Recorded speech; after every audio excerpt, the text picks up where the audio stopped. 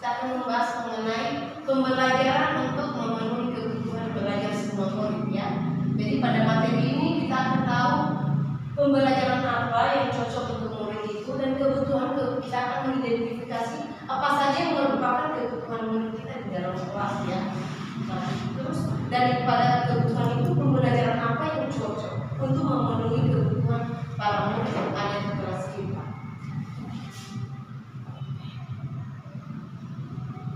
Marilah kita membayangkan murid kita di kelas saat ini ya. Masing-masing kita di kelas kita memiliki murid ya. Setidaknya 20 orang per kelas. Kan kita bayangkan murid kita di dalam kelas itu, apakah mereka sama semua? Apakah karakteristik mereka itu sama semua? Apakah minat mereka belajar di kelas itu sama semua? Apakah gaya belajar mereka itu di kelas sama semua? Mari kita bayangkan pasti apa yang ada di benak suster dan guru-guru yang ada di sini jika membayangkan murid-murid yang ada di kelas itu. Satu kata saja, apa yang di benak suster dan guru-guru yang ada, ya, kalau membayangkan kelas yang kita ampu yang kita pegang pada saat ini.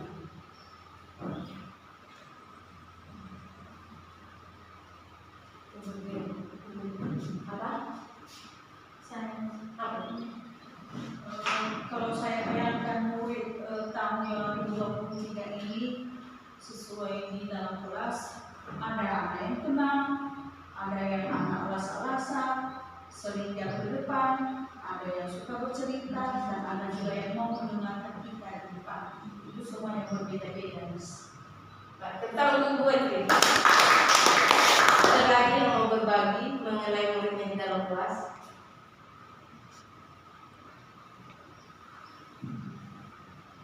Suster Ilen?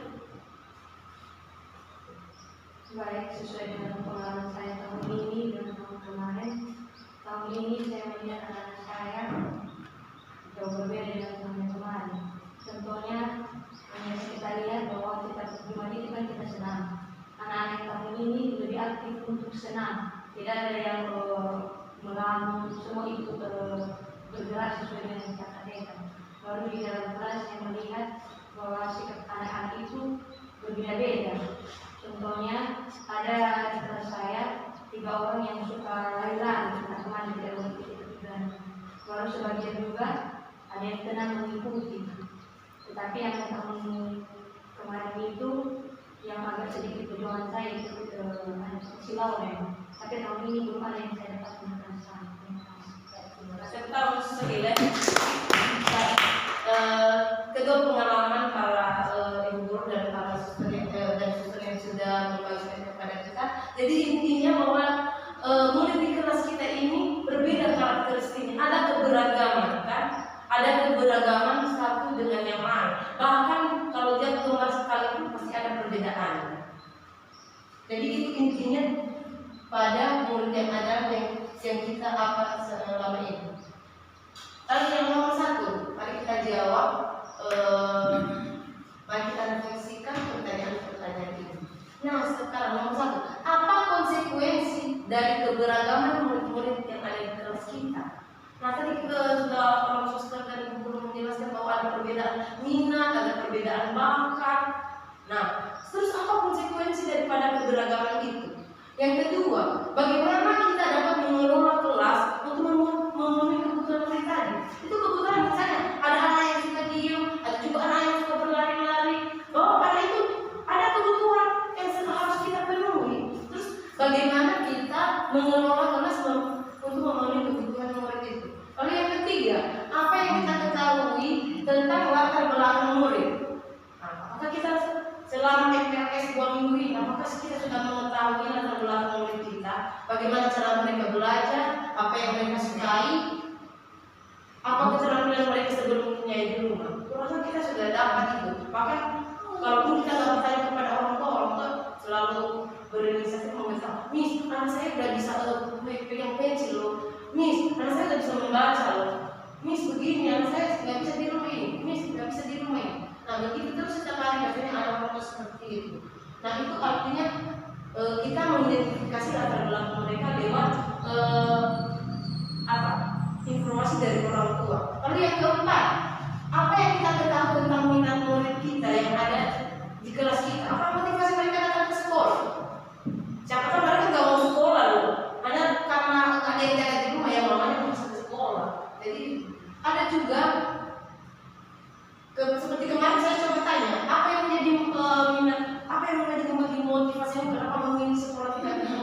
begitu banyak sekolah TK yang ada di Tegal. Saya tanya kepada wali saya di kelas, kenapa memilih tiga utama?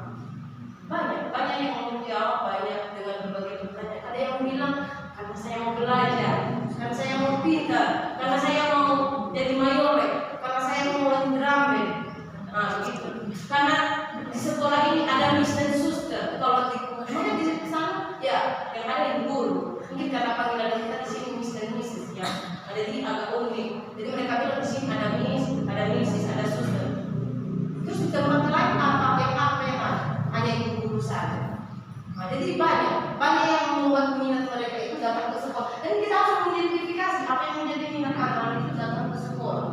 Lalu 5, apa yang kita ketahui tentang profil belajar murid kita, bagaimana gaya belajar mereka. Apakah kita sudah tahu bahwa sebelumnya anak ini di rumah sudah belajar memegang pensil. Ada juga anak di rumah belum, karena si orang tuanya belum bisa memegang pensil. Jadi sampai di sekolah gurunya bilang, ini tidak pintar, ini yang pintar, ini sudah pintar tidak bisa membaca, ini belum pintar. Ya, kita nggak boleh menilai anak seperti itu. Ya anak ini bisa membaca karena ada orang tuanya yang mengajarnya di rumah. Terus anak yang satu, ya karena nggak ada orang di rumah, dia sendiri aja bisa menilai. Neneknya yang tidak pernah tamat sekolah juga. Jadi jangan pernah kita membuat penilaian yang sama kepada anak-anak. Lalu yang keenam, bagaimana kita bisa menggunakan informasi? Nah, kalau kita sudah tahu latar belakang murid kita, gaya belajar mereka dan motivasi mereka datang ke sekolah ini. Lalu bagaimana kita bisa menggunakan informasi ini untuk merancang pembelajaran di dalam kelas, ya? Nah, jadi keenam pertanyaan ini tidak perlu dijawab di sini. Jadi saya percaya bahwa siswa dan guru di sini memiliki sendiri jawaban itu di benaknya masing-masing, ya. Di benaknya masing-masing. Refleksikan diri kita, apa yang sudah kita buat dengan melihat anak-anak didik kita dengan keenam pertanyaan yang ada di tempat ini. Jadi saya percaya bahwa pertanyaan ini jawabannya sudah ada di benak para suster dan para guru yang ada di sini.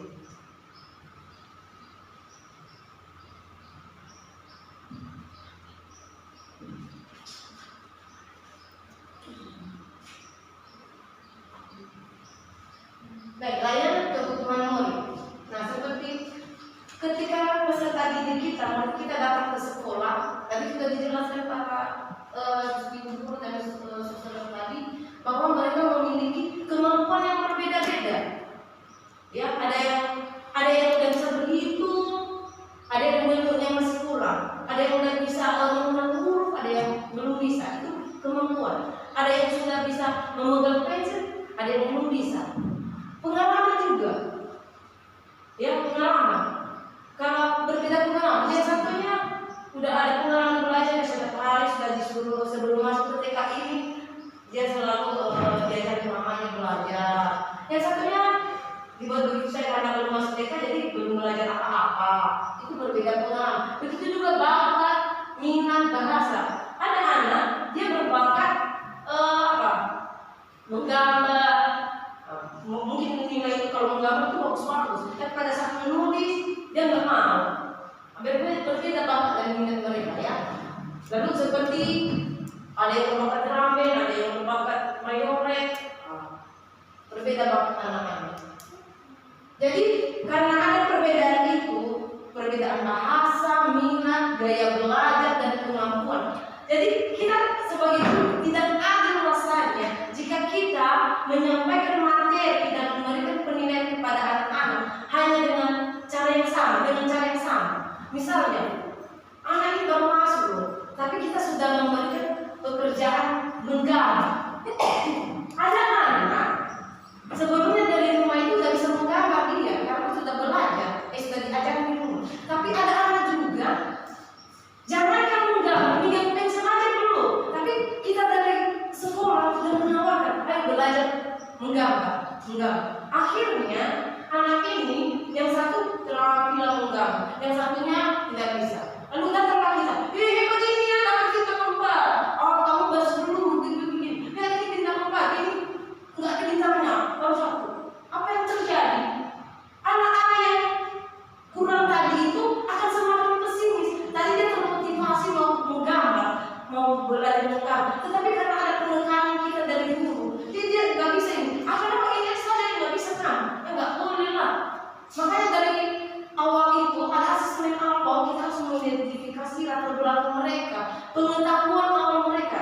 Ya, kalau SD asesmen awal dilakukan oleh guru SD itu dengan apa mereka dari TK. Kalau kita dari TK, asesmen awal kita harus mengidentifikasinya melalui waktu kita tanya apa saja keterampilan yang sudah mereka dapatkan sebelumnya sebelum masuk ke sekolah ini. Jadi jangan kita melihat ini masih bintang 4 ini kan bercerita ini pintar buat dia berarti dia mau itu nggak pintar nih. Jangan, bukan karena nggak pintar dia, tapi karena dia belum punya pengalaman, belum pernah kita ajarkan dia. Tapi kalau kita juga mau ngajari, nah jadi dia juga akan dapat kesempatan yang sama. Jadi jangan awal-awal ini kita begini kalau kita tidak mau membaca itu nggak bisa sih. Ya jangan. Ya inilah tugas kita sebagai guru untuk melayani kebutuhan murid. Nah bagaimana? Ada anak sekarang udah bisa dia membaca, udah bisa dia menggambar. Tapi ada anak juga belum bisa, kayak pensil aja belum bisa. Terus bagaimana tindakan kita? Apakah kita mau kasih seperti tadi memberikan pelajaran yang sama? Ayo menggambar. Akhirnya menggambar terus. Ya yang pintar, ya akan semakin terampil dia kan.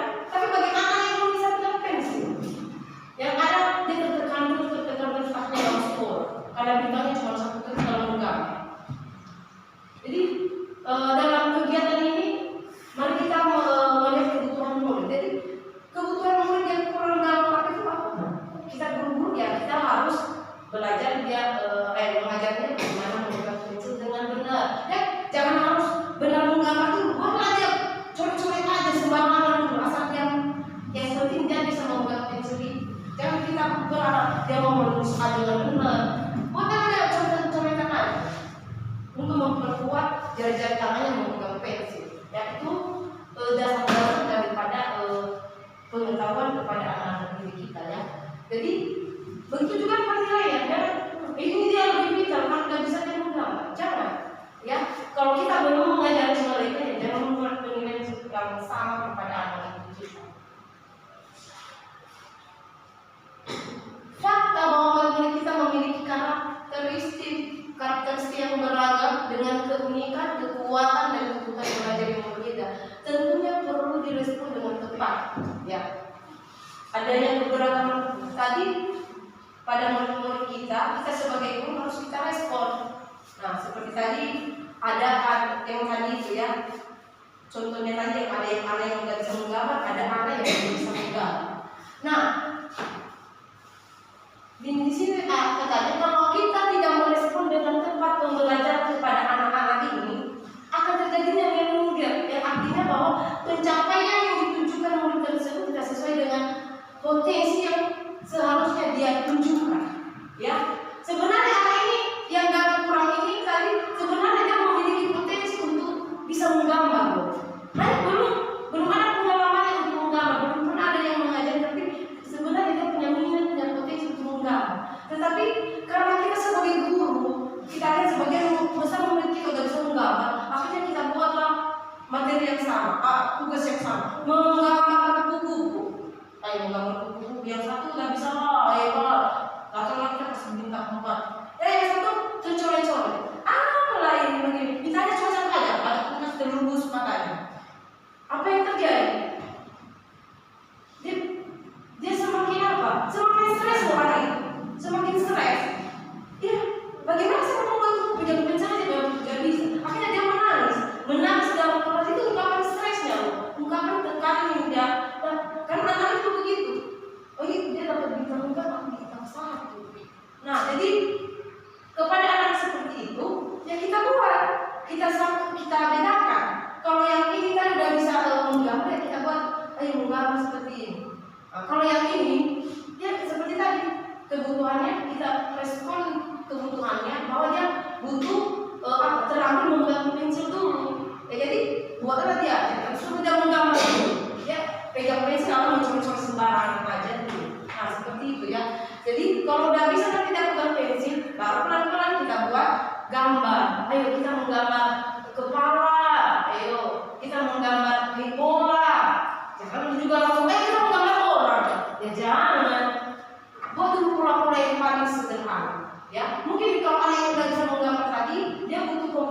kapasitas yang lebih tinggi. Jadi tidak bisa lah dia menggambar pola yang agak rumit. Kalau anak yang masih hanya bisa pegang pensil saja, ya buatlah pola-pola yang agak sederhana ya. Jadi biar potensinya itu dapat ditunjukkan oleh murid tersebut ya. Jangan sampai kita stres, murid juga stres. Ya, jadi gurunya lah yang bekerja. Karena tidak ya kan, nanti dikembalikan yang nanti media-media ini sama orang tua nanti bilang, kenapa kayak gambar anak-anak lalu kita selalu kita gambar bagus banget. Ya mereka juga bisa paham itu. Ya, jangan sampai guru dan anak jadi stres. Jadi kita membuat pembelajaran sesuai dengan kebutuhan murid kita ya. Kita harus mengidentifikasi bagaimana kemampuan murid-murid kita di kelas. Ya seperti itu. Selanjutnya, nah salah satu cara yang kita lakukan untuk merespon kebutuhan murid yang beragam di kelas kita itu yaitu dengan pembelajaran yang berdiferensiasi ya. Pembelajaran berdiferensiasi. Ini erat kaitannya dengan kurikulum merdeka ya. Jadi saya berharap susul dan kurikulum di sini sudah bisa ya, sudah tahu, sudah bisa setidaknya sudah mengenal itu pembelajaran berdiferensiasi. Jangan kalau tanya dulu itu ada itu namanya pembelajaran apa itu namanya? Pembelajaran apa? Maka sekali kita menerapkannya di sekolah, ya. Tapi maksudnya kita sudah kasih kalau ada yang bertanya seperti itu ya kita sudah bisa dengan macam mengucapkannya bahwa ada pembelajaran berdiferensiasi. Bisa diulang pembelajaran berdiferensiasi. Pembelajaran berdiferensiasi. Nah, apa itu pembelajaran berdiferensiasi? Yaitu pembelajaran berdiferensiasi itu suatu cara guru untuk memenuhi kebutuhan peserta didiknya di dalam kelas ya. Nah, karena pembelajaran berdiferensiasi adalah proses belajar mengajar di mana peserta didik dapat mempelajari materi pelajaran sesuai dengan kemampuan, sesuai dengan kesukaannya, sesuai dengan kebutuhannya, sesuai dengan minatnya, sesuai dengan keinginannya. Nah, kalau dulu kita selalu menyampaikan materi itu sesuai dengan apa kita. Saya mau membuat sama anak. Misalnya anak-anak itu. Tapi pada saat ini dengan pembelajaran berdiferensiasi kita harus sesuaikan pembelajaran kita sesuai dengan kesukaan anak-anak. Iya. Sesuai dengan minat anak-anak, sesuai dengan kemampuan anak-anak ya, sesuai dengan kemampuan anak-anak. Jadi guru itu harus proaktif ya menilai anak-anak. Jadi makanya kita harus membuat penilaian harian dan kita tahu perkembangan anak-anak itu apa yang mau ditingkatkan dan apa yang perlu lagi. Jadi itu dia. Kenapa harus disesuaikan dengan kemampuan anak didik? Kenapa pembelajaran harus disesuaikan dengan kemampuan mereka? Harus disesuaikan dengan minat mereka? Harus disesuaikan dengan kesukaan atau hobi mereka?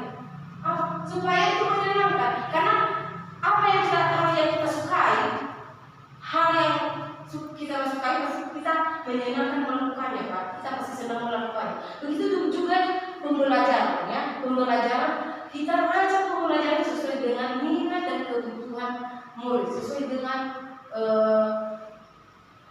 kesukaan para murid. Nah sekarang zaman sekarang ini setiap guru nggak cuma di TK, kalau sampai jenjang SMA membuat desain pembelajaran. Kenapa? Karena anak-anak itu kalau nggak menonton main game. Jadi di luar. Jadi sekarang kalau sekarang lagi menyediakan fokus dan di setiap kelas. Kenapa? Guru-guru harus bisa mendesain pembelajaran. Karena anak-anak itu sukanya menonton. Jadi buat pembelajarannya yang bergerak-gerak yang bisa ditonton. Pasti anak itu lebih masuk itu. Jadi dari TK sampai ke SMA semua berlomba-lomba punya membuat desain pembelajaran. Itu karena memenuhi kebutuhan murid ya. Anak TK sampai anak SMA itu hobinya itu kita saja orang tua di sini. Hobi kita masih menonton sama main game. Makanya dibuat sesuai dengan kemampuan anak-anak, sesuai dengan hobi anak-anak, biar materi itu tersampaikan dengan benar dan mudah dipahami oleh mereka. Nah sekarang kita bayangkan ilustrasi berikut ini, ya. Ini fokus ya, karena ada beberapa pertanyaan kasus ini. Ibu Renjana adalah dengan jumlah murid sebanyak 32 orang. Saat ini dia sedang mengajarkan materi tentang perkalian. Saat diberikan tugas menyelesaikan soal-soal perkalian, di antara 32 murid di kelasnya tersebut, Bu Renjana melihat ada 3 murid yang selesai lebih dahulu. Nah, karena dia tidak ingin ketiga anak ini tidak ada pekerjaan dan malah mengganggu murid lainnya, akhirnya ia memberikan lembar kerja tambahan untuk 3 anak tersebut. Jadi jika anak-anak lain mengerjakan 15 soal perkalian, anak yang terampil ini, yang 3 orang ini, yang secepat selesai itu diberikan soal sebanyak 25 soal perkalian. Jadi ada perbedaan, ya. Nah, sekarang berdasarkan ilustrasi kelas tersebut, jawablah pertanyaan-pertanyaan berikut ini. Pertanyaannya tadi sudah paham kan? Sudah paham kan? Paham kan? Baik. Nomor 1, menurut kita di sini, menurut suster, Google, ya, coba ya kita beri pendapat kita ya. Tidak ada yang salah dan benar di sini. Menurut kita, apakah strategi yang dilakukan oleh Ibu Renjana itu tepat?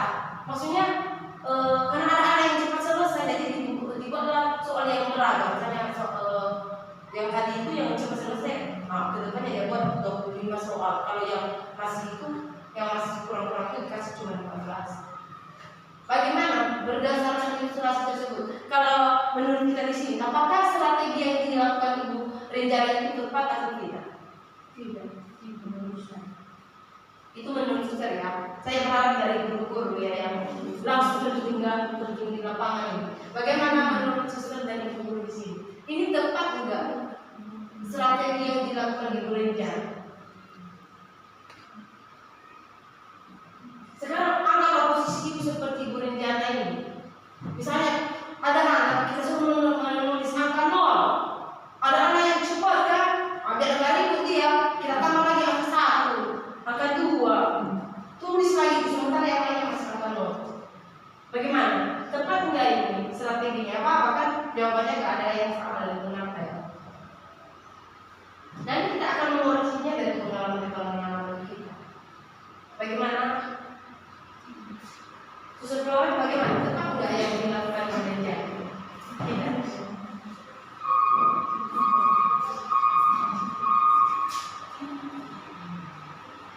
Ibu Linda tepat ya? Menurut strategi yang dilakukan Ibu Linda. Baik, sebagian besar katanya suster dan ibu guru tidak tepat. Jadi mengapa? Apa yang membuat strategi itu tidak tepat menurut suster dan ibu guru di sini?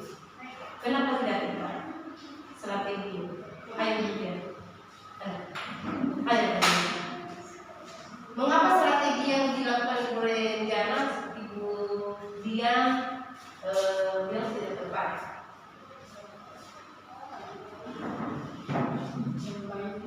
Menurut saya tindakan yang dilakukan oleh Ibu Renjana itu tidak tepat. Kenapa? Karena dengan diberikannya lagi soal pada anak yang sudah siap itu seakan tidak adil.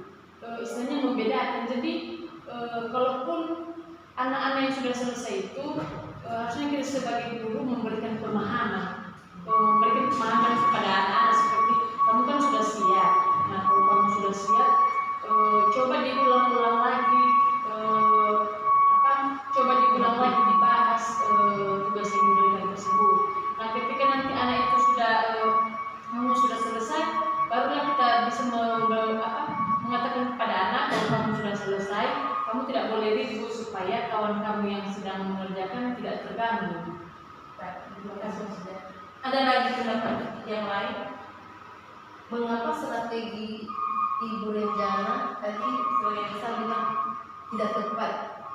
Selain dari pendapat Ibu Dian, ada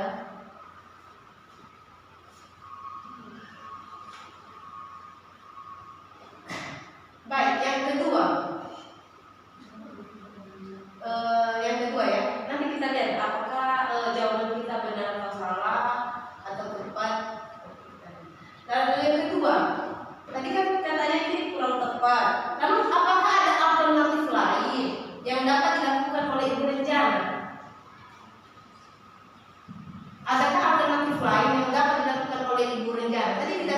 penambahan soal kepada anak yang cepat itu tidak tepat tadi kan? Jadi apakah ada alternatif lain dalam pikiran kita di sini? Ada alternatif lain yang mungkin bisa kita lakukan selain penambahan soal itu? Kalau ada, boleh berbagi. Kita berbaginya di sini, bukan melihat siapa yang bisa atau tidak.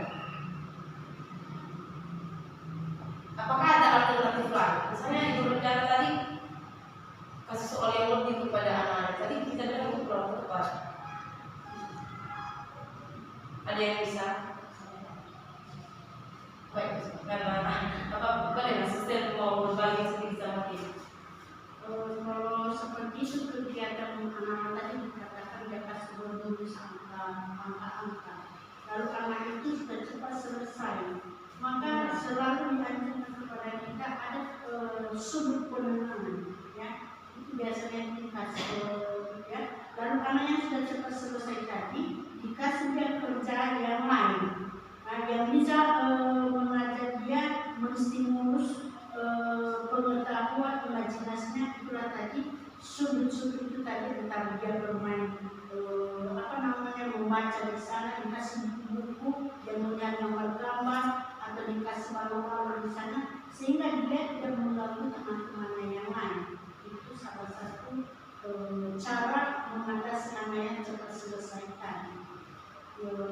Diberikan kegiatannya tersendiri ya di tempat lain, jangan di mejanya itu, karena nanti kalau di mejanya itu sendiri diberikan, tentu anak yang lain kepingin ke situ sehingga tidak dia kerjakan yang sudah diberikan oleh guru. Jadi ini khusus meja, ya khusus meja di sudut diberikan mainan di sana kepada anak itu, entah ada plastisi, sudah dia di sana mengerjakan balon-balon ya seperti itu. Jadi itulah yang bisa saya berikan yang pas. Jadi itu sudah jelas suster menjelaskan sama kita mengenai alternatif lain yang bisa kita lakukan ya. Jadi intinya bahwa jangan kegiatan yang sama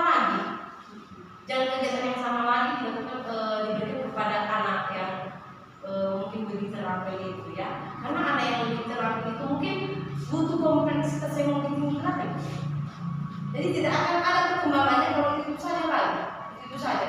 Nah, seperti kasusnya ada sudut yang baru yang akan membuat anak itu mengeksplorasikan ide-idenya, pikirannya. Jadi kita buat itu di sudut kelas kita ya. Tepuk tangan untuk sekolah kita. Baik, nomor 3. Jika Anda adalah ibu Renjana, apakah yang akan Anda lakukan? Jelaskan mengapa Anda melakukan hal tersebut. Apa yang akan kita lakukan? Ya tentunya mungkin seperti yang kata Suster Ilen, Suster Irene, ya kan? Pasti itu yang kita buat ya. Atau ada di benak orang guru, rekan-rekan guru atau suster yang lain yang akan suster dan ibu lakukan selain daripada yang disampaikan oleh Suster Irene dan Ibu Dian tadi. Ada hal lain? Jadi kita sepakat aja untuk yang disampaikan oleh Suster dan Ibu Dian. Baik. Nah, kita lihat keputusan Ibu Renjana memberikan soal yang sama kepada ketiga murid yang selesai lebih dahulu tidak dapat disebut sebagai pembelajaran berdiferensiasi. Kenapa? Yang pertama, ini alasannya. Karena tambahan soal diberikan hanya dengan tujuan agar ketiga anak tersebut tidak mengganggu teman. Nah, itu bukan pembelajaran berdiferensiasi. Kita masih pembelajaran anak-anak itu bukan tujuan kita supaya anak itu tenang, supaya anak itu tidak mengganggu teman.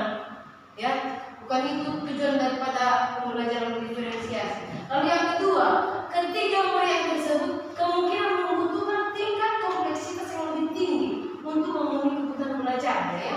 Jadi kalau udah ada soal perkaliannya, dia apa? Yang lebih rumit lagi, yang lebih apa lagi? Jangan tugas itu kamu kasih lagi, kita kasih lagi. Itu sudah gampang itu sama dia. Buatlah tugas itu kepada anak-anak yang lain. Tapi mungkin tiga orang ini, kalau dia udah perkalian, mungkin kita buat tugas apa? Mengalihkan dengan puluhan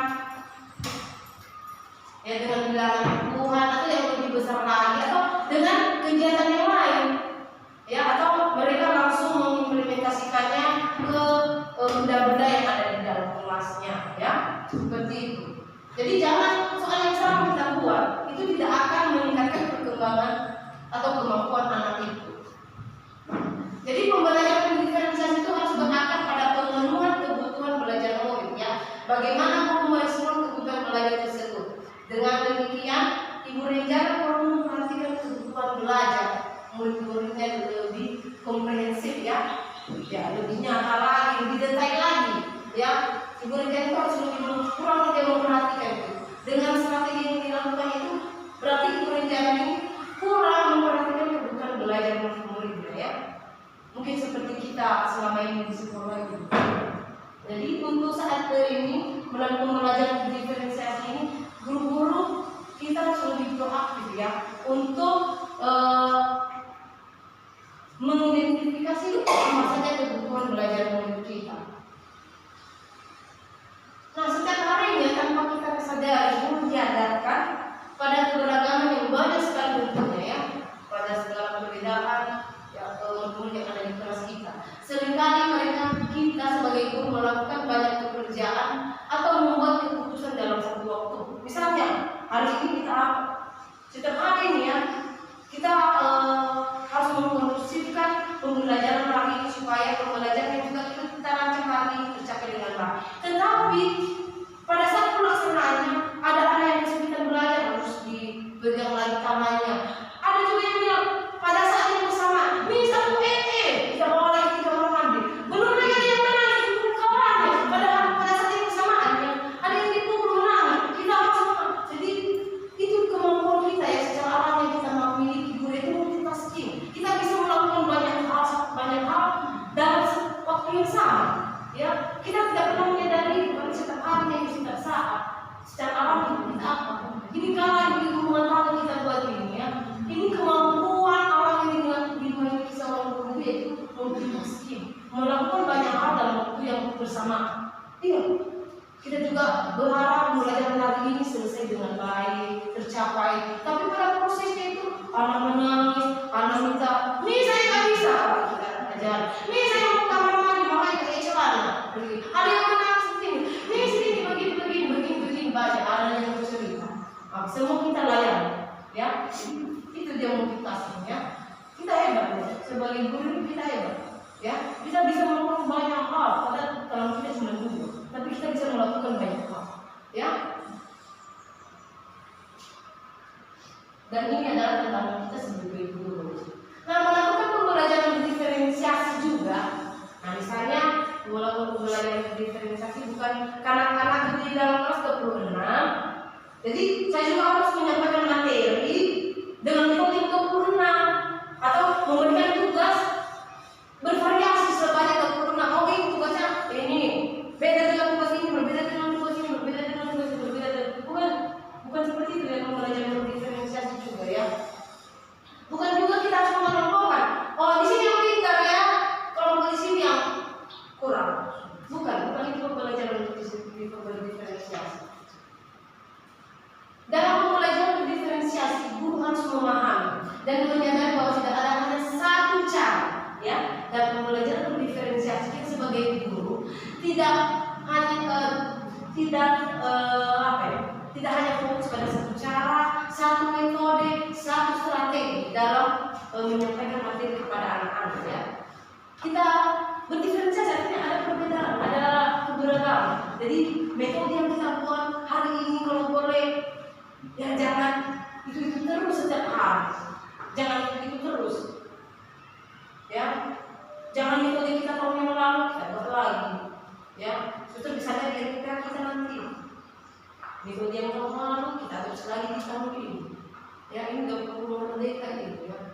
Jadi dalam pembelajaran diferensiasi tidak ada struktur khusus dalam pembelajaran diferensiasi. Cuma ditekankan di saat bahwa kita menyadari sebagai guru bahwa tidak hanya ada satu cara, tidak hanya ada satu metode, tidak hanya ada satu strategi dalam mempelajari suatu bahan pelajarannya. Guru harus menyusun bahan pelajaran. Kita harus menyusun.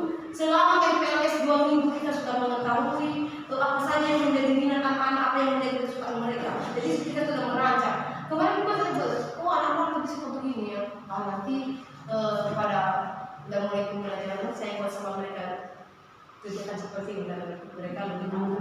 Nah, kita sudah ada bayangan itu selama 2 minggu itu, sudah ada bayangan 2 minggu itu. Jadi kita juga melanjut pembelajaran juga yang jangan datang ke sekolah A B C D E F G sampai habis itu terus. Atau ada yang anak bisa begitu loh. Dan kita ada begitu 1 sampai ke 20, tidak bisa ada begitu. Coba 1, 2, 3, 20. Tapi pada saat penerapan tidak disuruh menghitung benda. Baru dia udah 10 dia hitung itu. Tidak, itu berarti kompetensi yang ditujukannya tidak sesuai. Ya, jadi jangan diajarin anak begitu. 1, gambar 2, 3. Ya, coba dengan benda-benda, dengan kerikil, ambil kerikil sebanyak-banyaknya. Itu ada telur plastik di situ. Kita semua anak satu begitu. Ayo, ambil telur sebanyak 5, ambil telur sebanyak 10. Jadi itu 1, 2, 3. Anak ayo 1, 2. Yang ada capek juga orang yang mereka. Tapi mari kita membuat anak itu mengalami sendiri pembelajarannya, ya. Mengalami sendiri pembelajaran. Boleh juga teman-teman, tapi kita beri itu. 1, kita ajak menurut anak itu. Kalau tapi nanti mereka begitu 1 sampai 10. Tapi pada saat melompat 1, 2, 3, belum juga bergerak sudah begitu. Nah, itu artinya dalam penerapannya belum bisa. Ya, jadi kata budaya itu tidak bisa begitu. Kita yang salah. Kita nggak pernah membuat anak itu mengalami sendiri pembelajarannya. Jadi kita pernah benda-benda. Ya, ayo ambil kerikil. Ayo kita cari poin di luar. Pelajaran ini kemarin kan, kita mau di luar. Ayo masing-masing kita mencari batu di sana kerikil sebanyak 10. Ya, jadi dia anak itu mencari batu di sana semua. Jadi kita bisa melihat anak yang satu membawa poin 10. Kita bisa melihat, oh tidak bisa lagi. Yang satu ada yang bawa 9, katanya itu 10. Mungkin dia tadi cara berhitungnya lebih salah. Nah, jadi jangan kita sudah puas ya anak itu bisa berhitung 1 sampai 100. Tapi di saat disuruh menghitung anggota keluarganya di rumah nggak bisa. Anggota keluarganya cuma 5 orang ya, bilang 10 orang. Nah, jadi itu ya tidak sesuai. Nah, jadi dalam pembelajaran berdiferensiasi ada 3 aspek ya. Ada 3 aspek yang dibedakan oleh guru agar peserta didiknya dapat mengerti pelajaran, yaitu 1 aspek konten. Aspek konten ini artinya materi yang mau kita sampaikan kepada anak-anak atau materi yang diterima anak-anak. Bagaimana cara kita menyampaikan materi kepada anak? Selama ini kita mengeprint gambar. Jadi ini media kita anak. Padahal ada anak-anak tidak hanya postingan gambar itu, beda-beda melihat anak-anak. Ada yang mau disampaikan materinya itu dengan gambar-gambar, ada mau dia fokus melihat gambar-gambar, dia senang ada gambar-gambar ini. Ada juga anak-anak dia memahami materi itu dengan bergerak. Kalau boleh guru yang bergerak di situ, dia akan menyampaikan materinya. Ikut bergerak juga dia. Ada juga anak-anak dengan dengan melihat, dengan membuat video pembelajaran. Jadi jangan kita selama ini hanya tubuh, kita print gambar tubuh, gambar orang. Tidak bakal itu. Selama ini aku ada begitu ya, selama kita mempelajari diri sendiri, aku nggak ada media orang. Kenapa? Anak-anak bisa sendiri maju ke depan satu-satu. Mereka alami sendiri pengalaman belajarnya, proses pembelajarannya mereka alami sendiri. Kalau ditunjukkan, ini tangannya, padahal sebenarnya anaknya punya tangan. Apa yang ditunjukkan bagi gambar? Nah, jadi buat dia bergerak. Nah, misalnya kan, ada anak ini anggota tubuh tunjukkan ada anak mengerti itu. Ada sebagian anak dia mengerti kalau kita bergerak kan kepala pundak. Begitu. Rata-rata anak-anak pintar kan? Kalau kita dibuat bilang, coba maju, mundur, siapa lagi itu? Atas, bawah. Lalu katakan, coba kalau kita ngomong sama mereka, dia apa ya? Maju, mundur. Apa kata kalau kita maju, mundur? 5 detik sudah hilang itu. Tapi kita nyanyikan dalam lagu, kan anak itu semuanya bergerak, jadi boleh. Nggak apa-apa kita ciptakan sendiri lagu-lagu, terserah. Jangan malu, jangan bilang iya, tidak. buat sendiri lagu. Sebagai juga lagu-lagu yang saya buat itu ya saya tambah-tambah saja untuk anak-anak yang mungkin bisa memperkaya kreativitas anak. Jadi dengan lagu itu kita sama mereka maju lalu katanya mundur, coba lihat aja atas bawah. Masa padahal kita nggak ada pengajarannya. Maju itu kita hari ini belajar antonim, ya lawan kata. Tidak ada, tapi dengan lagu-lagu itu kita bisa. Begitu juga dengan anggota-anggota tubuh yang kita sampaikan selama beberapa hari kemarin. Gambar, ini gambar tangan, ini gambar kepala, ya mau kalian lihat ke depan, ya, kalau lihat ke depan, bervariasi. Ayo, siapa yang bisa fokus ya? Saya fokus ya. Kepala, kalau kaki harus tunjuk kakinya. Atau minggu depan kita udah masuk baca indra ya, subtilan baca indra. Jadi kita memperkenalkan mata, hidung, lidah, kulit, hidung sama anak-anak dan bagaimana fungsi. Ya ambil menulis huruf A, menulis menggambar huruf hidung, menggambar apa? Ya buat belajar memahami sendiri. Misalnya lidah, ya ambillah kecap asin, kecap manis, gula, apa sedikit dari kecil-kecil mana itu? Ini manis, ini kecap manis ini, ini asin. Biar mereka mengalami sendiri, ini gunanya lidah ya. Ini gunanya lidah. Kalau cuma tangan saja, tanya kamu ini kecap mana kecap mana kecap mana. Coba dulu kalau hanya menyentuh saja, tanya tidak ini. Ya, bagaimana supaya kamu tahu mana kecap mana dengan lidah? Apa bisa dengan mata? Ya tidak, hanya dengan lidah. Jadi dengan sendirinya nanti anak mengalami sendiri pembelajarannya. Akan lebih mudah memahaminya lagi, ya. Jadi kita Pak, sebenarnya pembelajaran ke anak-anak kita itu lebih interaktif loh, lebih apa? Jangan berputar dengan SKS terus ya.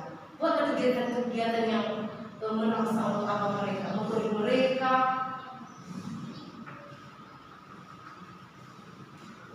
Lalu yang kedua, aspek proses ya. Jadi aspek penting tadi seperti itu ya. Apa yang mau kita ajarkan?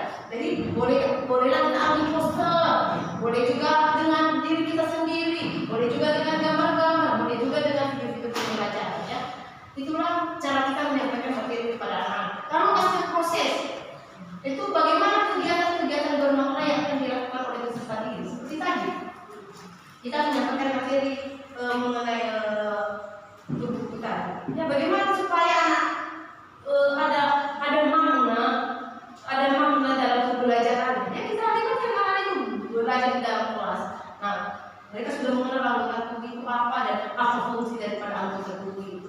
Jadi buat seperti kemarin saya menyusun sepatu, jadi mereka melompat mengikuti arah sepatu. Nah, karena ini guna kaki kan, kalau nggak melompat jalan, lari. Nah, jadi itu kita buat. Jadi kita buat juga kegiatannya, kita rancang kegiatannya sesuai dengan materi. Jangan juga hari ini kita materi tubuhku. Jadi kita suruhlah mereka mewarnai gambar buah, mewarnai gambar sayap, sesuai lagi ya. Jadi kita sesuaikan. Kita buat kegiatan-kegiatan yang bermakna kepada anak-anak ya. Jangan hanya menulis saja. Ya boleh lah, bukan sekali. Tapi lebih bagusnya kalau mereka itu mengalami sendiri dan menemukan sendiri proses pembelajaran. Lalu yang keempat itu aspek ketiga itu berupa produk ya. Nah, bagaimana anak itu mengimplementasikan pemahaman? Nah, misalnya kemarin saya kami belajar mengenai tubuh bukan. Kita sudah menjelaskan satu minggu itu sudah saya jelaskan bagaimana anggota-anggota tubuh itu dan bagaimana fungsinya. Jadi sekarang kita menginginkan produk bagaimana anak itu bisa menerapkannya, bisa mengimplementasikannya yang didapatkan. Jadi kemarin saya ambillah stick es krim, botol-botol, lalu botol saya kasih mereka. Jadi saya ajak mereka untuk membuat bentuk orang. Ya bentuk orang, bentuk dirinya sendiri dari barang yang ada di depannya. Ya, dari barang yang ada di depan. Nah, saya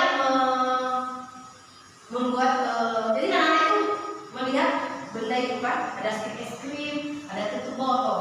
Jadi karena mereka sudah tahu bagian apa ciri-ciri perempuan dan laki-laki juga. Nah, jadi anak laki-laki dan perempuan itu membuat bentuknya segitiga kan, ada kakinya, ada tangannya. Nah, yang laki-lakinya memanjang-manjang saja. Jadi saya tidak ada memberi contoh ya, saya tidak memberi contoh pokoknya seperti ini. Karena kalau kita memberi contoh, jadi kamu semua nanti bentuknya seperti yang kita buat. Jadi kita biar dulu anak itu bereksplorasi ya, berkreativitas. Ayo buat, kan manusia itu ada kepalanya. Coba dulu lihat, namanya itu jadi kepala, lalu ada badannya, ada tangannya, ada kakinya, setidaknya kan. Nah, lalu mereka buat. Lalu lebih dari ekspektasi kita. Saya melihat mereka, lalu mereka bergaya-gaya di situ, bergaya-gaya di depan yang mereka buat itu, bergaya-gaya. Lalu saya bingung juga, kenapa jadi bergaya-gaya mereka? Jadi saya tanya, apa yang kamu buat? Ya ini saya lagi menari, oh karena bentuknya begini. Jadi katanya saya lagi menari, bagi saya tadi begini kamu. Lalu ada orang satu, ya saya lagi olahraga begini. Padahal rupanya tidak hanya sekedar bentuknya, mereka memiliki ide, mereka pendapat mereka tentang gambar itu. Mereka bisa menceritakannya. Yang apa yang mereka lakukan? Saya lagi berolahraga, padahal nggak ada. Saya bilang tadi, buatlah orang bagaimana ke apa ya? Tapi saya yang buat bentuk orang yang untuk mengimplementasikan bentuk-bentuk tubuh itu. Apakah anak ini sudah memiliki bentuk-bentuk tubuh itu? Tapi lebih daripada itu mereka bisa bisa mempraktikkan gaya. Ya, katanya kalau saya siap lagi begini, tadi siapnya, memang tangannya begini. Lalu ada anak, ini dari SD ya, ada anak tutup botol ini, memang saya juga melihatnya aneh bentuknya, karena kepalanya tidak pakai stick es krim, jadi agak memanjang, sementara badannya tidak pakai tutup botol. Nah, sekarang saya lihat aneh sekali. Jadi kawan-kawannya sampai ngejek dia. Jadi saya katakan, ini apa yang kamu buat? Ya saya rayu-rayu, udah mulai tertekan dari ejek kawan kan, karena mereka jadi sekali. Ya, baru saya tanya, ini apa yang panjang-panjang di atas? Baru katanya, oh saya lagi, ini gambar saya katanya. Saya lagi memakai topi ulang tahun katanya. Makanya dia buat panjang, dia juga ya. Nah, jadi karena dia lagi memakai topi ulang tahun katanya, lagi ulang tahun dia katanya. Dia membuat bentuknya pada saat ulang tahun. Jadi dia makanya panjang, lebih panjang kepalanya daripada badannya. Nah, karena katanya dia ada ulang tahun. Lalu lehernya juga agak besar, ya, agak besar daripada perutnya. Jadi saya tanya, terus ini apa ini? Katanya ini leher. Lalu ini apa? Nah, rupanya walaupun kita lihat gambarnya itu bentuknya itu lebih kacau, tapi dia lebih kompleks bentuk-bentuk tubuhnya di sana. Kalau anak-anak tadi yang lain hanya kepala, tangan, badan, dan kaki, dia punya leher, dia punya pundak, makanya berantakan. Karena semua dia buat. Ada pundaknya, katanya. Bahkan pusatnya dia buat juga. Sebesar perutnya juga, karena begitu botol itu. Jadi dia jelaskan, ini pusatnya nih, ini pundaknya nih, semua makanya berantakan sekali juga. Apakah saya bilang kalau anak itu tidak pintar? Dia lebih hebat dari yang lainnya.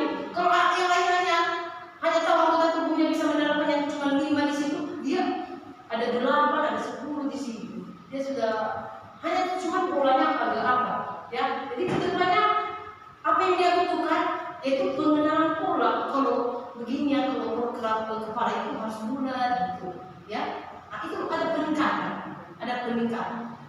Lalu yang ketiga, jadi itu ya. Jadi itu dia asesmen pembuatan produk. Jadi ada variasi ya. Jadi semuanya itu harus ada. Lalu ciri-ciri pembelajaran berdiferensiasi. Bagaimana ciri-ciri pembelajaran berdiferensiasi itu? Satu, katanya di sini bersifat proaktif. Bersifat proaktif itu guru secara proaktif dari awal sudah mengantisipasi kelas ya yang akan diajarkannya dengan merencanakan pembelajaran untuk peserta didik yang berbeda-beda ya. Kita sudah mengantisipasi dari awal. 2 minggu MPLS kita sudah tahu itu minat, bakat, profil dan gaya belajar anak-anak kita. Jadi tidak cukup bagi kita untuk merancang pembelajaran yang cocok untuk peserta didik kita. Harus proaktif. Kita anak ini sebenarnya begini. Makanya anak ini juga tidak pernah tenang di kelas. Dia butuh ini rupanya. Ya. Jadi makanya saya buat tes bikin di kelas kita, jangan belajar terus atau buat meditasi untuk mengembalikan kesadaran, ya. Lalu yang kedua, menekankan kualitas daripada kuantitas. Ini masih ciri-ciri pembelajaran diferensiasi, ya. Nah ini, seperti tadi kan, menekankan kualitas daripada kuantitas. Kalau tadi guru rencana itu dia menekankan kuantitasnya, ya. Strategi guru rencana itu dia lebih ke kuantitas. Dia memberikan soal yang sama dan yang lebih banyak kepada anak yang 3 orang tadi. Tapi katanya di sini dia pembelajaran lebih diferensiasi kepada anak-anak yang sudah terlatih diberikan tugas lain untuk menambah keterampilannya. Diberikan tugas lain dengan untuk menambah keterampilannya. Bukan diberikan tugas lain agar mereka tidak mengganggu kawan, bukan ya? Bukan. Agar mereka tidak ribut di kelas, bukan itu pembelajaran diferensiasi. Tapi tujuan daripada pembelajaran diferensiasi menambahkan keterampilan mereka. Kita kasih lagi tugas yang lain untuk menambah keterampilan mereka, ya. Mobil dan pojok, kenapa? Dia tenang mereka. Ya ini bukan pembelajaran diferensiasi lagi.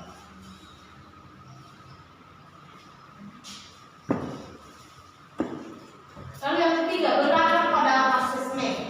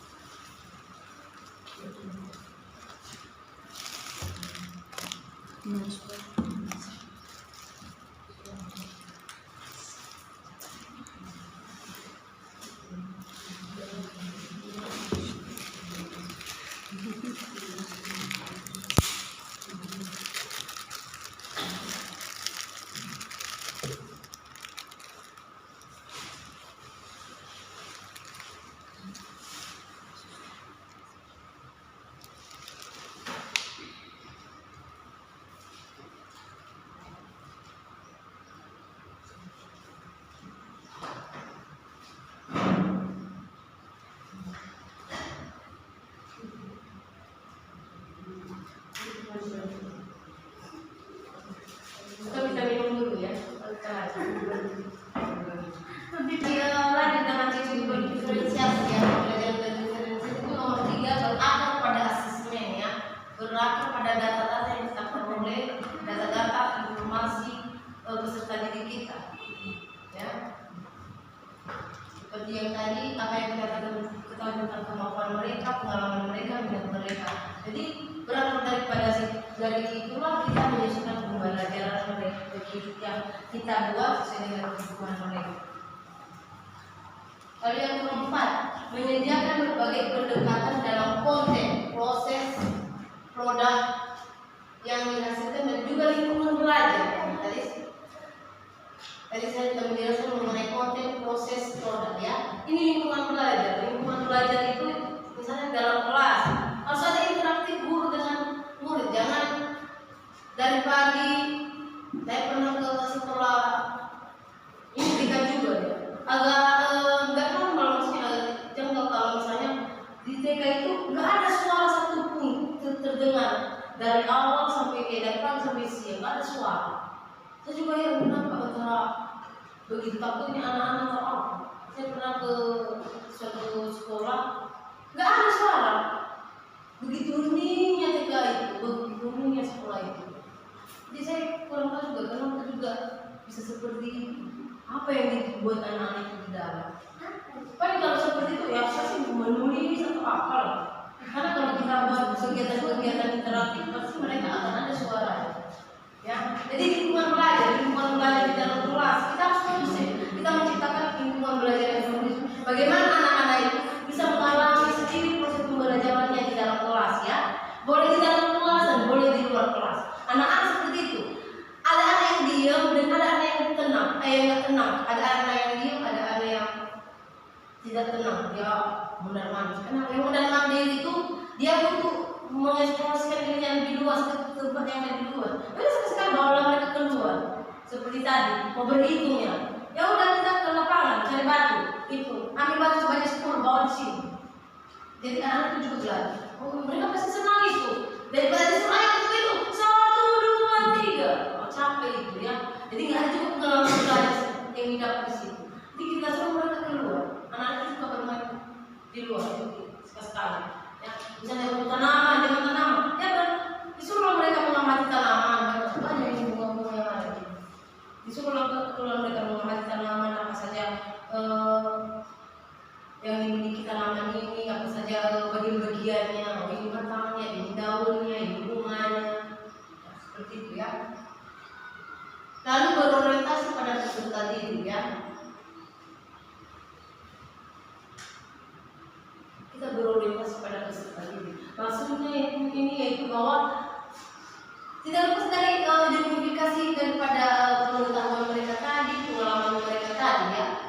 Penilaian daripada pengetahuan awal mereka, apa yang sudah mereka, apa yang keterampilan yang sudah mereka dapat sebelumnya dari rumah, ya. Jadi kita juga merancang pembelajaran yang sesuai dengan kemampuan anak-anak. Jangan sampai merancang pembelajaran yang membuat anak-anak itu menjadi stres. Nggak cuma anak-anak, itu juga jadi stres, ya. Tahun sebelumnya saya pernah mengalami lagi, tapi dengan pelatihan-pelatihan yang saya ikuti ada beberapa. Pelatihan yang saya ikuti jadi sedikit ada perubahan paradigma dalam pembelajaran. Merupakan campuran dari pembelajaran individu dan klasikal. Jadi ya jangan anak itu belajar terus. Ayo kita buat ini. Jadi belajar sendiri saja, menggunting, ya sekali belajar dalam kelompok mereka, buat mereka dalam tim, ya, buat mereka dalam tim. Jadi makanya ada kegiatan-kegiatan yang interaktif itu. Buat mereka, ayo tim ini buat, kalian buat ini, tim ini buat ini, ya. Jadi ada campuran, ada belajar sendiri, masing-masing dengan secara mandiri, ada juga secara klasikal, ya. Jadi ada variasi. Kalau bersifat hidup, yang bersifat hidup ini kolaborasi kita kepada model guru. Jangan di kelas itu seperti yang saya bilang tadi ada sekolah gak ada suara sama sekali. Ya guru itu harus proaktif. Nanya apa yang kamu buat nak? Apa yang sedang? Kenapa seperti ini? Nah seperti yang saya jelaskan tadi bentuk orang tadi. Kalau saya pikir saya seperti anak-anak tadi, memang saya lihat juga apa bentuk orang ini? Apa? Baca paham kan? Memang dari awal pikiran saya apa ini belum terampil dia. Tapi kita bertanya, rupanya dari pendapatnya, dari suaranya yang dia sampaikan itu, saya mengidentifikasi bahwa anak itu lebih terampil dari yang lain. Walaupun tadi bentuknya kacau, tapi dia bisa menjelaskan semua bagian-bagian tubuh itu. Dia bisa menerapkan bagian-bagian tubuh itu pada gambar, ya. Jadi kita seperti itu juga guru. Kita harus keliling, jangan buat duduk-dudukan. Kita berdiskusi. Ya sekali lah, Bapak. Kita lihat-lihat. Nah, besok juga kita apa kendala menurut kita.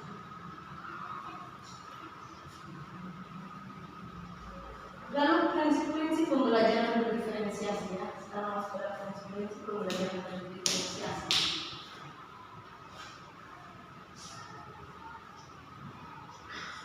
Itu lingkungan belajar seperti yang saya jelaskan tadi barusan, itu lingkungan belajar. Bagaimana kita merespon kebutuhan murid kita di dalam kelas ya. Apa yang mau kita buat, kegiatan-kegiatan apa yang bermakna yang cocok untuk anak-anak. Itu lingkungan belajar. Lalu kurikulum yang berkualitas, ya. Selama ini kita berkesan anak itu sudah menghafal, seperti tadi. Sudah bisa dia berhitung 1, 2, 3 sampai itu artinya menghafal itu. Tapi itu kualitasnya nggak ada. Pada saat menerapkan pada kehidupan sehari-hari misalnya, dia disuruh menghitung anggota keluarganya, menghitung benda yang ada di depannya, dia nggak bisa. Padahal dia bisa berhitung hanya 1 sampai 100. Tapi pada saat mau berhitung dengan benda-benda dia nggak bisa, nggak sesuai. Nah, jadi itu menekankan pada kualitas. Bahwa selain dia bisa berhitung, dia bisa menerapkannya dalam kehidupan, dia bisa mempraktikannya, bisa mengimplementasikannya. ya. Jadi ada pemahaman mereka tentang materi yang kita sampaikan. Jadi seperti kita kalau senang ya kan menghafal Pancasila, satu Pancasila, hebat sekali anak kita udah menghafal. Tapi perlu juga dijelaskan kenapa sila pertama itu bunyinya ketuhanan yang Maha Esa. Ya, karena itu hanya bisa menghafalkan saja dan mengucapkan Pancasila, tapi maknanya nggak tahu sama sekali. Ya, maknanya nggak tahu sama sekali tentang Pancasila itu. Jadi kita sampaikan kenapa ketuhanan yang Maha Esa. Ya karena kita orang Indonesia ini, seluruh orang Indonesia itu memiliki Tuhan, memiliki agama. Ya kita hidup takut akan Tuhan. Ya walaupun kita agak di sini berbeda-beda agama, kita memiliki Tuhan. Makanya itu bunyinya ketuhanan yang Maha Esa. Disampaikan kepada anak. Yang anak hebat sekali, gak bisa menghafal Pancasila 1 sampai 5, tapi penerapannya nggak tahu. Pemahamannya tentang itu tidak tahu. Ya jadi sedikit kita beritahu sama anak. Jadi kurikulumnya lebih ke kualitas, jangan ke kuantitasnya. Kalau dia nggak bisa menghafal, itu namanya kuantitas, itu namanya. Kualitasnya nggak ada. Disuruh apa lalu kita maju, mundur. Lalu kita suruh dia maju, dia bakal mundur, dia bakal maju. Oh itu tidak sesuai, tidak berkualitas. Ya. Jadi kalau ajarin anaknya bergerak, maju ya maju lah kamu, ya justru anak maju, tapi kamu pasti kita diam gitu kan. Ya bergerak. Lalu asesmen berkelanjutan ya. Asesmen pertama yang dilakukan oleh guru adalah asesmen di waktu pembelajaran.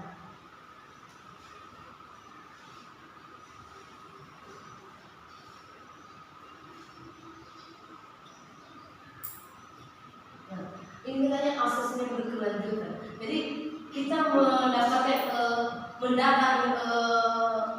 informasi tentang anak-anak ini, tentang bakat, minat, hobi dan gaya belajar mereka. Bukan untuk mengetahui ada ini tingkat kepintarannya seperti ini, tidak. Bukan itu ya. Alasan kita mengetahui, mengidentifikasi informasi atau data-data anak-anak kita sebelumnya. Bukan melihat tingkat kemampuan mereka, tingkat cerdas intelektual mereka, tetapi pengetahuan awal mereka. Biar kita punya dasar, kita punya informasi apa yang jadi dengan informasi yang kita dapat itu nanti itu akan menjadi pedoman kita dalam merancang pembelajaran ya. Jadi kalau kita bertanya tentang orang tua itu bukan anakku tidak bisa membuat ini itu kan di pikiran kita. Kita mau dapat informasi untuk mengukur intelektual mereka, tidak ya. Tapi informasi yang kita dapatkan katanya di sini yaitu bukan pada kecerdasan intelektual mereka ya, lebih mengacu pada pengetahuan awal. Pengetahuan awal yang menjadi pedoman kita dalam merancang pembelajaran di dalam kelas. Lalu pengajaran yang responsif ya, kita harus direspon ya. Guru harus melalui asesmen formatif, guru dapat mengetahui apa kekurangan. Ada penilaian harian ya, ada penilaian yang kita buat. Misalnya hari ini tujuan pembelajaran menggambar bebas. Jadi buat penilaiannya. Ada anak yang tidak bisa menggambar bebas, ada anak yang masih belum. Jangan juga biarkan anak yang masih belum itu. Dia nggak bisa. Besoknya lagi. Ya ditanya dia, nggak bisa. Kendala. Ya ditanya. Apa yang mentok di sini? Ayo, lalu kita bimbing lagi. Tidak buat seperti ini, tidak. Buat dia metode yang lain. Kita gambarnya begini ya, atau pakai lagu lah ya. Lingkaran kecil kan dia gambar orang nggak bisa. Kan kita sambil nyanyi, buat tuh. Lingkaran kecil, orang dia buat lah sambil nyanyi. Lingkaran besar diberi pisang. Jadi dari situ dia bisa, ya dia bisa. Dia pasti akan lebih mengenal. Mungkin anak-anak itu lebih sukanya dia sambil bergerak, sambil menari, sambil menyanyi. Lalu kepemimpinan dan rutinitas di kelas ya. Kepemimpinan ya, kalau dikatakan kepemimpinan mungkin dia dalam pikiran kita susun ide ya kan. Kita juga pemimpin ya, kita juga pemimpin di dalam kelas kita masing-masing ya. Karena kita yang merancang pembelajaran, kita yang mengarahkan pembelajaran ya, kita yang mengarahkan murid-murid kita.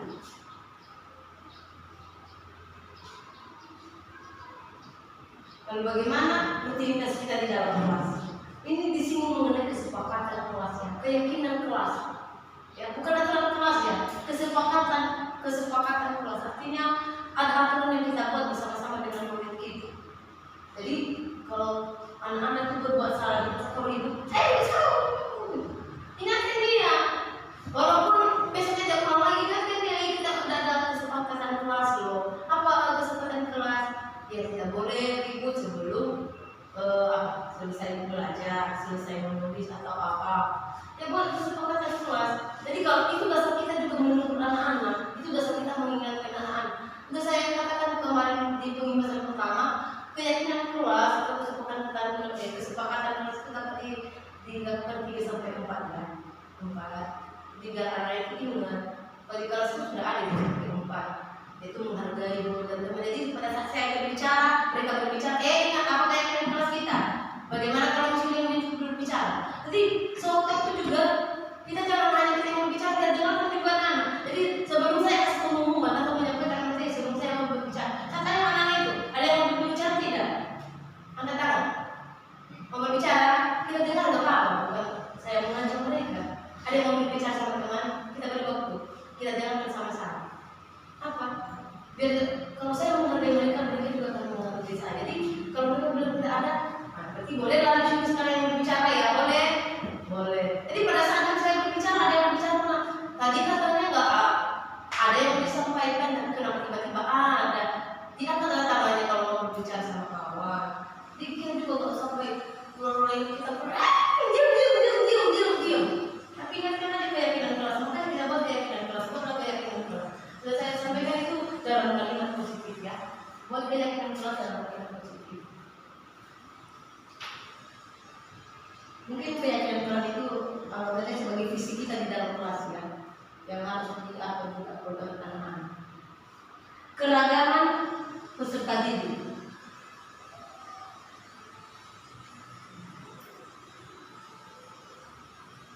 Nah, seperti yang sudah dijelaskan tadi bahwa keberagaman peserta didik ya, ada perbedaan bahwa setiap manusia itu diciptakan unik dan khusus ya. Tidak ada yang bodoh, tidak ada yang tidak normal, semua unik, berbeda dengan yang lainnya. Walaupun mereka kembar katanya di sini masih ada perbedaan. Jadi yang penting bahwa anak itu sejak lahir memiliki potensi ya. Itu yang harus kita tahu, bahwa anak sejak lahir itu memiliki potensi, entah dia itu baik atau buruk. Tugas kita sebagai guru itu mengembangkan potensi-potensinya yang baik itu, sementara yang buruk itu kalau boleh kita hilangkan. Nah itulah tugas kita sebagai guru. Dan bagaimana kita mengetahui kebutuhan belajar murid?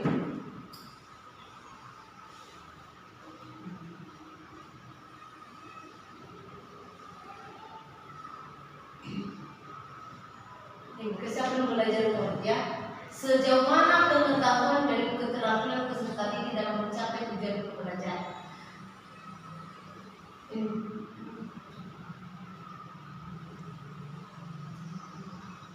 Nah, seperti tadi pengetahuan dan keterampilan awal apa yang sudah dimiliki oleh murid-murid kita ini, nah, itu dia kesiapan belajar. Jadi ini anak kita belum bisa pegang pensil ya, Miss. Anakku tidak bisa ini ya, Miss ya. Jadi kita tahu kesiapan anak belajar ini, kesiapannya untuk menulis mungkin belum siap ini. Jadi saya perlu membuat seperti sama ini. Kalau yang ini mau bisa dia apa bisa membaca, saya buat lagi yang lebih kompleksitasnya dan lebih tinggi lagi. Nah, jadi itu dia kesiapan belajar. Lalu minat, memiliki peran yang besar untuk menjadi motivator dalam belajar ya. Guru dapat menanyakan kepada para peserta didik apa yang mereka minati, minat pelajaran yang disukai. Pentingnya diketahui minat daripada peserta didik karena tentu saja mereka akan mempelajari dengan tekun hal-hal yang menarik minat mereka masing-masing. Ya kan? Minat ya. Pasti kalau semuanya kita dasarkan dengan ini pasti menyenangkan. Saya mau tanya, selama pengalaman siswa dan guru di sini, selama bersekolah, adakah entah pengalaman di TK, di SD, di SMP, atau di SMA, adakah pengalaman yang buruk yang masih membekas di pikiran orang susah dari dulu sih. Ada tidak pengalaman yang buruk? Waktu Terserah antara pernah waktu kita duduk bangku sekolah ya. Adakah pengalaman yang buruk? Pokoknya itu membuka sekali, teringat terus. saya, Nah, coba. waktu saya duduk di bangku SMP, saya sekolah di SMP swasta SMP Kapten. Jadi ada yang masih belum saya buat bersama wali kelas saya yaitu Ibu Tom, sekolah seberang di Almagera. Saat itu diadakan ulama. Kebetulan yang diasuh sama kami di kelas yaitu biologi. Kebetulan pas kami ulangan itu saya memang ada siapa ada ulangan pada saat itu. Pas saya dipanggil, saya ditanya, kenapa jawabannya kosong? Memang ada beberapa jawaban, tapi rata-rata lah kosong.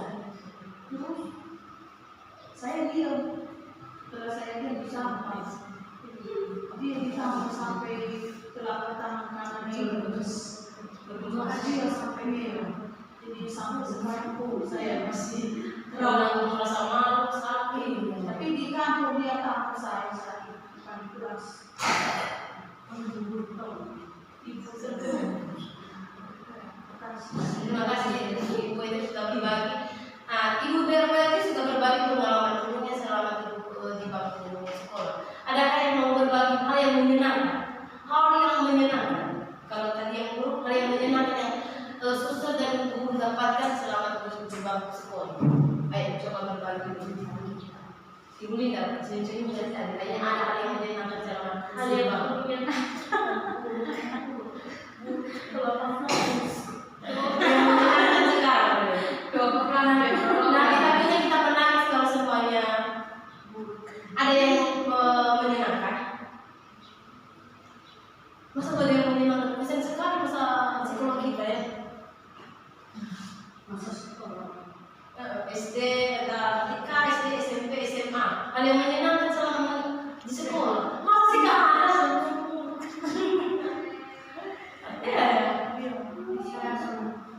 Nah, suster kepala sekolah mau berbagi pengalaman. Ada yang menyenangkan ya suster? Waktu saya SMP kan cuma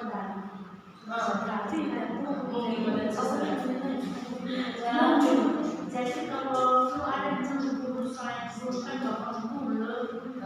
Jadi kalau bapak ini setiap pembinaan pacaran dia suruh saya membuka bendera. Kan beda dengan bendera sekali kan. Kita sama saya bendera yang merupakan ke dia, bendera yang diberikan kepada tugas kan naikkan. Jadi bagi saya sampai saya itu pada malu dan cengkel kan, mengapa setiap orang ini harus apa yang tahu, seolah-olah tak ada yang lain. Tapi setelah saya menyenangkan juga, wah tetap tampil walaupun begini Perhatikan Bapak itu saat SMP. Kemudian menyenangkan bagi saya juga bahasa Inggris. Itu karena saya ada susah-susah waktu SMP. Jadi mungkin karena saya juga ada bakat sedikit mengenai bahasa. Jadi setiap bahasa Inggris itu bagus nilai gitu. Terutama pada saat-saat dikte ya. Itu di bahasa Inggris itu agak susah, tetapi mungkin karena saya ada suka bahasa itu sehingga setiap dikte itu selalu nilai saya. Jadi itu merupakan yang menyenangkan bagi saya. Ingat terus ya suster ya. Dan juga kalau disuruh saya tulis di depan, cara menulisnya, cara mengungkapkannya pas kan. Jadi sering disuruh itu saya menulis di depan tulis kalau bahasa Inggris. Dan itu membuat saya sampai sekarang karena saya senangnya tidak pernah saya dapat hukuman dari susah-susah itu. Selalu sementara teman-teman saya pasti dapat hukuman dari kalau dia tidak bisa menulis. Dia pun pada nama penggaris. Tapi selama saya SMP, ya hampir tidak pernah ada yang menghukum saya. Guru-guru saya, semua guru itu tidak ada yang apa. Kemudian di SMA juga, saya selalu menyenangkan saya, guru-guru saya, ya dulu kan sampai sekarang memang ada julukan saya ya, Osim. Dan di absen saja selalu Osim, tidak pernah dipanggil nama sebenarnya. Guru semua guru dan suster. Jadi bagi saya guru-guru saya itu di sekolah sangat menyenangkan karena mereka tidak pernah membuli saya, tidak pernah memukul saya, dan mungkin dari saya juga ya bisa mengikuti pembelajaran, bisa saya memberikan saya dengan bagus, sehingga itu semua tergantung kita juga. Jadi menyenangkan bagi saya, teman-teman saya itu senang selalu bergurau. Asal sudah muncul saya dari pintu ada keperluan CCP bunga dan teman sampai sebelum. Kalau sudah mereka lihat saya asal bergurau kenapa sama. Kalau sudah mereka lihat saya nanti, sudah langsung mereka berteriak. Kemudian karena dulu juga panjang rambut saya, juga mereka kagum ya, senang sekali karena itu mereka apa saya teman bermain bercanda-canda, jadi sangat menyenangkan masa-masa seperti itu. Saya tidak ada yang membuat saya bertekan dengan teman-teman saya, dengan guru saya senang. Itu yang menyenangkan bagi saya selama saya sekolah. Baik, terima kasih atas pengalaman yang sudah dibagi kepada kita, baik dari Ibu dan dari suster. Dan sedikit juga saya mau bagi pengalaman ini tentang yang guru ya. Jadi waktu kelas 4 SD itu, saya kelas 4 SD, saya ingat sekali karena ini lampu membuat sekali. Walaupun banyak lampu, tapi kayak ini yang lebih dalam hidup saya ini terus yang membekas. Jadi waktu saya kelas 4 SD itu, kebetulan kelas kami itu tidak ada guru di kelas kami, nggak masuk keluar itu. Jadi ribut anak-anak. Jadi di kelas sebelah, di kelas 3 ada guru yang mengajar di sana. Kelas kami ribut. Terus pembatasan itu hanya kapan. Jadi kalau di sekolah masih yang di sekolah juga kapan. Di bapak yang keluar dari kelas sebelah itu juga marah. Kebetulan aku yang mau ke toilet, bapak pasang di sama papa di pintu itu. Bapak itu ada nggak boleh saya laki-laki atau siapa. Yang penting sedikit tidak ada gambaran ditendang. Pas aku pulang ditendang. Padahal dia tidak tahu tak siapa pun itu. Belum kita lihat rumah saya udah tahu ya ada orang di pintu ini. Dia tendang saking marahnya itu. Kenapa tulang keringku? Lalu saya ke toilet, saya nangis ya. Sakit banget, tapi lebih besar rasa maluku. Yang malu lah ditendang seperti itu. Jadi itu masih membuat sampai sekarang. Jadi itu yang membuat saya kalau bapak itu mau masuk, saya nggak mau lagi. Sudah enggak lihat wajah, sudah muak. Mau berpapasan pun di jalanan, saya sembunyi biar selesai biar bapak itu menghilang dulu baru saya apa. Kalau ketemu bapak itu, saya lama lagi mudah-mudahan ada apa bencana alam ada apa saya. Kalau ketemu bapak itu serius. Jadi kalau bapak itu masuk sama kami, saya nggak kali belajar sama bapak itu. Jadi sampai sekarang saya bukan berdendam ya. Kan sering bertemu, saya selalu menyapanya sebagai mantan besar. Tapi yang begitu tetap saya ingat. Jadi lalu ada yang menyenangkan juga ada di masa SMA saya di Bintang Mau. Karena ada program di sana ya. Kalau Senin Selasa itu kita kan pakai baju seragam universal kita ya, yang nasional kita kan. Jadi Senin Selasa itu kami berbahasa Indonesia dengan seragam itu ya, pakai seragam itu. Lalu Rabu Kamis itu ada baju kuning putih ya, kuning putih. Nah di situ kami wajib berbahasa daerah, berinteraksi dengan teman berbahasa daerah, kecuali kalau guru mengajar di dalam kelas ya. Jadi harus wajib berbahasa daerah, itu juga untuk melestarikan budaya kita.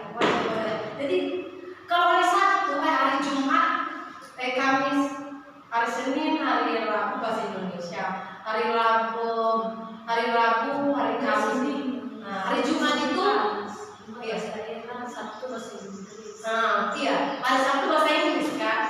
Jadi kita berinteraksi dengan teman kita itu harus bahasa Inggris di hari Sabtu. Jadi baju kita juga baju olahraga di situ ya.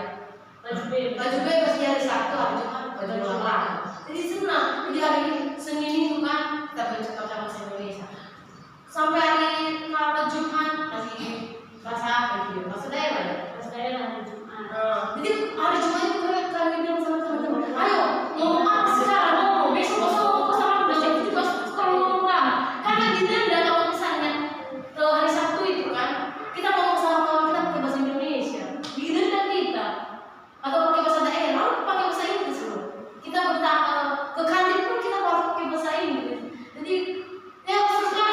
Jadi banyak belajar juga kita di situ. Jadi kalau hari Jumat itu kami ayo. Kalau kamu mau ngomong sekarang, apa yang kamu bilang besok? Bilang sekarang karena nggak mungkin lagi besok lagi apa yang kamu bilang. Jadi menyenangkan lah, apalagi ada variasi baju kita, variasi apa kita memang ya bahasa. Jadi saya senang, itu sudah pasti termotivasi saya ke sekolah waktu ke SMA. Lalu yang kedua, ada kemarin itu tugas kami mengenai bahasa Indonesia ya, mengenai intonasi, pelafalan. Jadi ibu itu membebaskan kami. Boleh kalian juga berrelasi dengan pengucapannya kalian praktekkan. Penting. Jadi dibawa dalam kelompok. Jadi ada teman kami kelompok yang lain membuat dalam lagu, ada membuat dalam pantun, ada membuat dalam puisi. Lalu kami yang kelompok kreatif lah, kami membuat drama. Ya, kami membuat drama singkat. Kebetulan aku waktu itu tokonya antagonis, orang jahat itu yang suka mengganggu kawan, yang suka menjuliti kawan. Jadi itu sangat menyenangkan ya. Kenapa? Kan ada pengalaman belajar.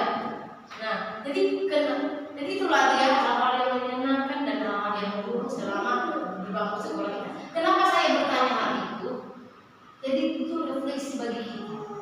Kamu mau jadi sosok apa di pikiran murid kamu ini ke depan? Ya, mau jadi sosok apa ke depannya? Kamu mau dikenal seperti apa oleh muridmu ke depan? Itu maksud saya menanyakan